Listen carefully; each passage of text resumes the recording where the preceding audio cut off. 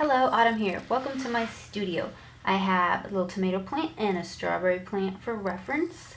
And today I will be sharing this garden-inspired painting. Art that Inspires and Uplifts by Autumn Rosario Hall. I'm going to start by blocking in the moss and grass in the foreground, and then I'll start laying a bit of the leaves that are going to be behind the frontal plants. Now, this is inspired by my garden, which is my happy place. My garden doesn't nearly look as lush or as full as this, but here's hoping by the end of the summer, maybe we'll get there.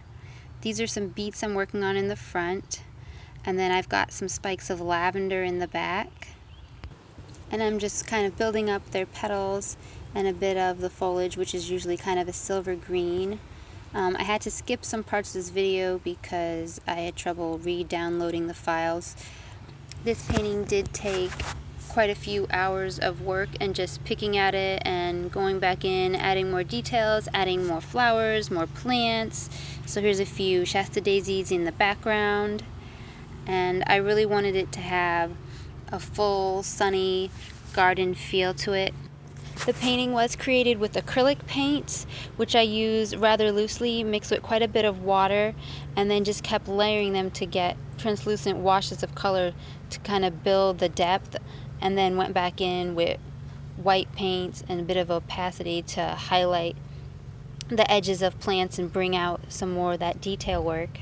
I also use a 0.1 micron pen to bring out some of the details in the plants and foliage, and then painted over that so the lines weren't so harsh and didn't stand out as much. I wanted the painting to have kind of an illustrational feel overall, which is why I used the pen, which is something I don't usually do in my paintings. To balance out the painting, I added an apple blossom tree in the background. It kind of brings some of the color up into the sky and helps balance out that empty space up there, and then maple on the other corner. Some of the plants I painted into this painting is cucumber in the trellis, beets in front, lavender on the side, Shasta daisies above them. Then I have cherry tomatoes and a little patch of chives in front of them, some lettuce, and then some brown-eyed Susans, which is a native plant. That's the one with the yellow flowers. The painting is definitely garden goals. I did start some everbearing strawberries in a barrel like in the painting, but I'd love to have cucumbers that lush and tall, and my beets never seem to grow very much. I'll get about 3 or 4 beets, and some of them are like the size of radishes. So I'd love to hear what you're planning on growing in your garden, or if you garden at all.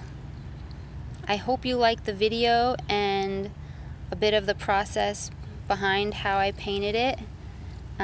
There are some details I didn't capture, like in the end you'll see the little girl suddenly just gonna have a watering can, but that's how it goes. Thanks for watching.